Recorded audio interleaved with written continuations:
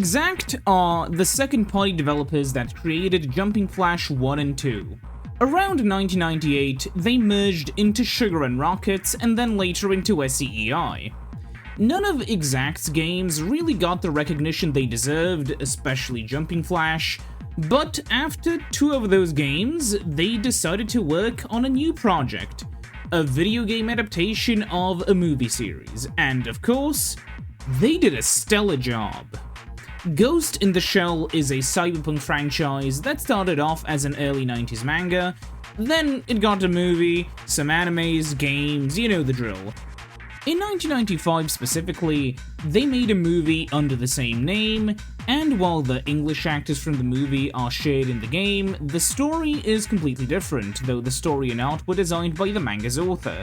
You're a rookie, and you need to go through 12 missions following a story. This is a short game, but what it lacks in length, it makes up for its absurd quality in action. This game has native widescreen, by the way, which is really cool to see on such an old game. There are no checkpoints between missions, but you can save after every mission, and they're pretty short. You're driving a Fujikoma, an AI-powered walker-clinger robot thing. The controls are pretty simple. You have tank controls, you strafe with the shoulder buttons, and holding in both of them at once lets you dash forwards and backwards. You can also climb up platforms, mash square to fire, hold it down for missiles, jump with cross, and toss grenades with circle. There's also a radar that keeps track of enemies, items, and where you're supposed to go. You can climb walls, by the way. The biggest difference between Ghost in the Shell and most other mech games is the absolute speed of it. You don't feel like a tank, and most of the time you're fighting bosses much larger and stronger than you. You're like a little wasp that just keeps stinging them until they finally explode. Speaking of bosses, there's one at the end of every stage, and every one of them is unique. Right, so the story. So, shit's going down, some human liberation front is doing bad things, and they seem to be pros. They've traced the signal to a Bay Area, so we're going there. And god, I love the Fujikomas, they're adorable. Mission 1, an assault. Before the start of every mission, you get this cool-ass intro scene that shows you the level. We have to head through this level and into the warehouse, but there are 4 guys holding the keys, so we have to kill them first. This is a little bay area that's pretty open, and it really helps you to get a feel for those controls. Enemies are all around the place, but never really too close together, so it's pretty hard to die just to the enemies here.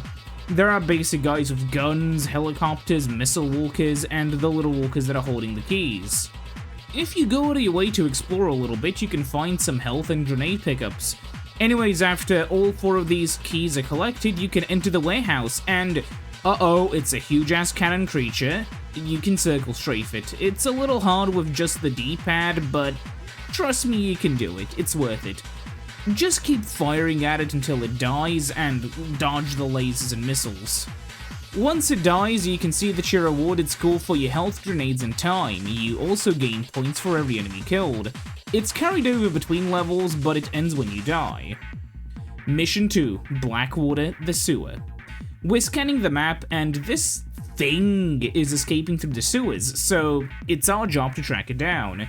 Here you get to night vision mode, which makes it harder to see, but it's overall pretty cool. You can lock onto enemies through walls if you're close enough, but you still need to have them in line of sight to fire, so you basically need to pre-fire your missiles as you're moving towards the target, and that tactic is extremely effective, of course. There are a lot of these bastard mines here, so watch out for them. These helicopter drone things and these guys with flamethrowers are here as well, and they'll be pretty irritating. As you get further in, you find these little turret walker things, but they're pretty easy to deal with for now. The boss of this stage is a weird walker, and it's a very tough fight. I just shot at it until it died, but it has quite a few attacks. It can fire bullets at the water on the bottom, shoot flames if you're too close to it, or shoot you with a laser if you're too far. Once it gets really angry, it'll start to fire missiles and some electric bursts, but it'll eventually die. Mission 3, Firecracker. The enemy has set up a ton of timed explosives in the industrial zone, and we can't escape because they'll blow up everything in a 10-kilometer radius. This is a timed mission, but it's kind of easy. Just hunt for the barrels, which you shoot to destroy, and once you destroy them all, you get more time and a new zone opens up. You'll see some normal enemies like the sentries and bazooka guys, but most of the time, just fire at the barrels. This level really encourages you to climb up surfaces because some barrels are on higher platforms. After a bit of time, you have to fight the boss, and it's this thing which throws out enemies which shoot at you, before opening, slowly to turn towards you and fire some missiles. Once it gets bored, it stands up and begins to fire a mixture of green alien lasers and bullets at you, and sometimes it sits back down to fire missiles. Just circle strafe it. Ooh, a new cutscene. So the enemy leader is called Zebra. He made an illegal fortune in Burundi, and now he's back. The Energy Ministry is somehow related to it, but break time's over because the enemy's on the sea. Chase 1, Mission 4, on the sea. There is a target and we're in pursuit, but we can't get backup sadly, so we'll drop down from a helicopter and hunt down the enemy ourselves. This is a chase mission, basically a rail shooter. You encounter guys in jet skis, flying armor guys with guns, electric traps that open up and you have to strafe around, helicopters, and that's it for now. You drive around and avoid damage while dishing out damage. Once you get far enough, the real fun begins. The boss is here. There are two of these enemies that you have to destroy. They shit out mines and fire stuff into the air.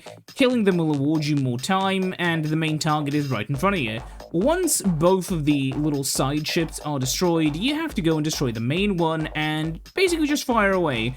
The boat will throw a ton of missiles and will try to slam into you.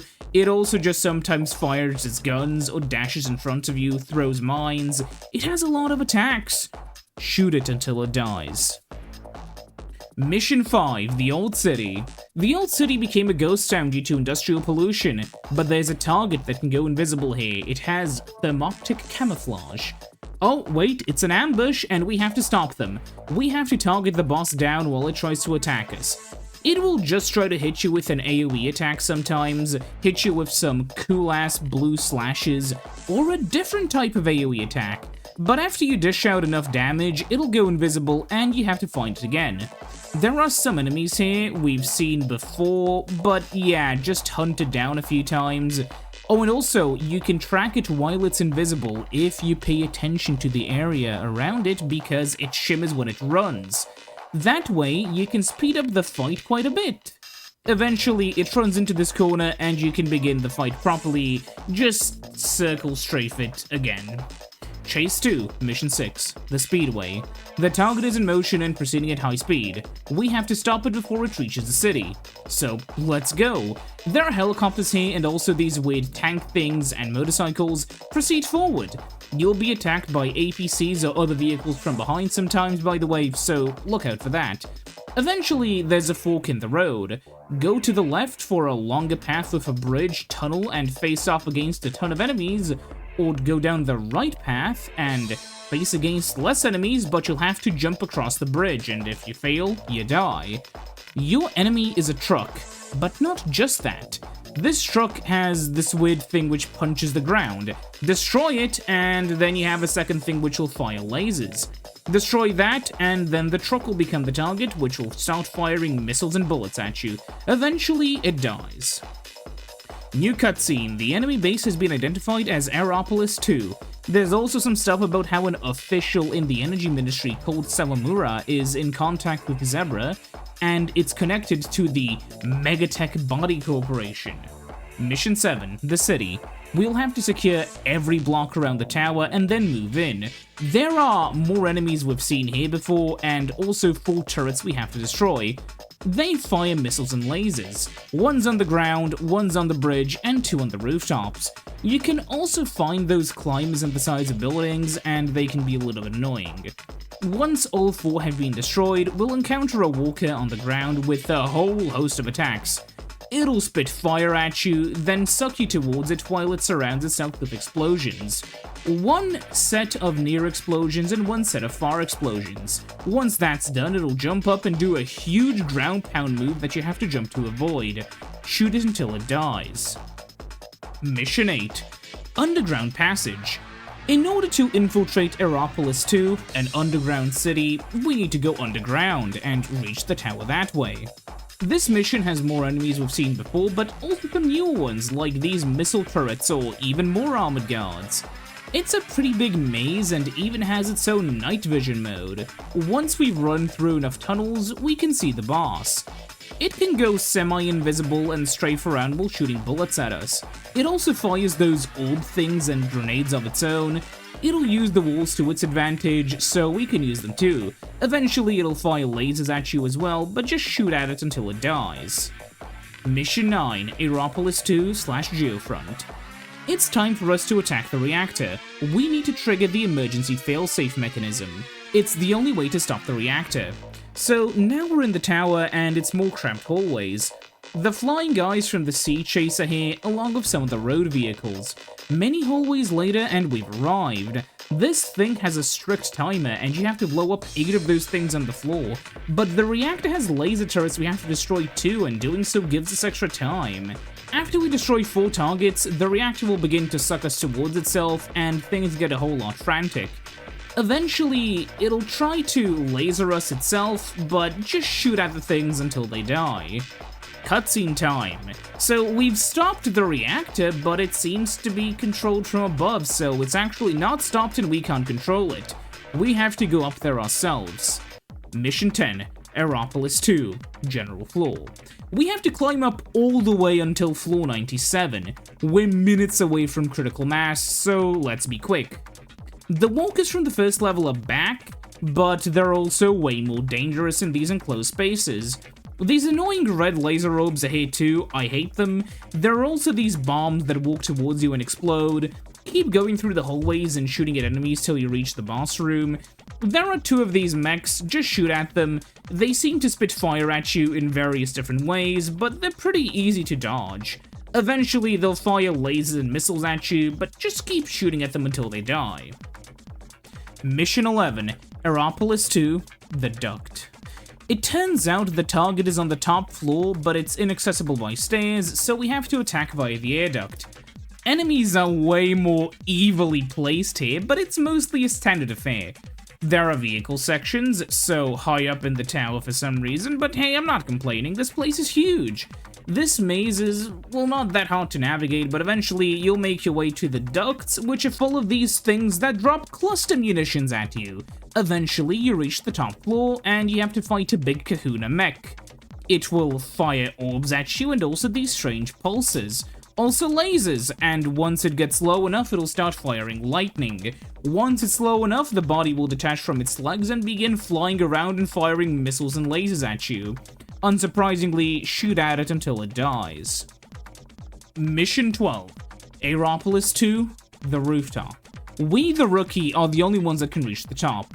We need to get to the top floor, which is under construction, and stop the target. This is one of the best looking levels in the game. We're on the roof of this huge-ass building with certain death around us. Enemies are everywhere, mostly the ones we've seen before, but also these blue fuckers that fire a laser storm. Eventually, we run into this section where we're kind of lost on where to go. Don't jump down or you die. No, you'll have to go around the side of the bottom and fight enemies. Remember not to jump or you'll fall down and die. After this bit, we can jump on our feet and continue. Then there's a platforming section. I hope you're good at this, because one fall and you'll restart the level. Then there's a dash jump, and though it's pretty okay, enter the elevator, and it's time to fight the final boss. This guy is very hard. He'll run towards you and try to hit you with hand lasers. If that doesn't work, he may fire missiles at you or hit the ground with a huge AoE. He'll also blink around to block you from circle strafing him, ruining my best and honestly only tactic. Then he'll fire barrages of mortars at you, machine gun fire, he'll hit you with both arms at once, through a mixture of mortars and rockets, but it's all for naught as you finally get to kill him. But then he grabs you and both of you fall off the edge. Okay, final boss time. You gotta avoid him and keep shooting. You don't have much time, so just keep shooting at him. Once he dies, you can safely grab onto the side of the building and slow down. Game's over. After this final cutscene, basically, Sawamura was going to collect bribes in exchange for covering up a reactor defect, and then once it exploded, it would be called a terrorist attack. But then Zebra took the reactor so he could extort him, and after all of this, it was a good training exercise, and we're off to some more exercises and credits roll. There's also a training mission that you can run through and train for hunting targets, and you get a rank at the end, but it doesn't matter. So, what is there to say about the game? Well, quite a lot, both good and some bad. So, first of all, the bad. First of all, I think the controls are fine, but they're a bit underwhelming. The dual analog controller was out for several months before the game's release, and a second-party title published by Sony, it should have properly supported it. Also, some of the enemies are quite repetitive, the game is quite short, and some of the levels just look the same. Now for all the good. The visuals are very clearly really good. The team behind this game made Jumping Flash, and it's a shame most of the levels we face off in are just corridors. Many of the outside sections look great, the city level looks awesome, and the water section is just superb, but I think the final level takes the cake. You're at night, and you can see this huge building you're on top of, and it really gives you a great sense of scale. I really wish they could have showed off more of this stuff. There is a bit of slowdown, but it's mostly fine, and the visual effects look great. Presentation really is one of this game's strongest aspects, from the introductory and story cutscenes all the way to how the menus and HUD look, it's all just superb. But of course, this is the fourth 3D game these developers made, and it really shows. You see, during this point in time, many developers were just making their first 3D games, and with so much experience, is it any wonder they made a game so good? Look, I'm aware that there are some critiques of this game, but Sugar and Rockets really took all they learned from their previous titles to make an absolutely brilliant, though imperfect game. So, should you play this game? Yeah, I mean, play the game, it's good. It's really fun. Also, the Fuchikoma track is the best track in the game. If you're wondering where Sean Johnson got his music from, this is from what he got it from. Goodbye.